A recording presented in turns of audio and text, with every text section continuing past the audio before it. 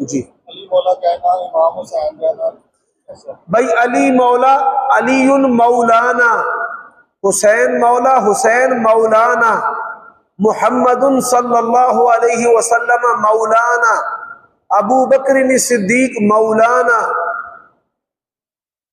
مولا علی کہنا درست ہے، لیکن اس مولا کا معنی مددگار مولا نہیں، اس مولا کا معنی مولانا، ہمارے دینی بزرگ برتر، ہمارے سردار۔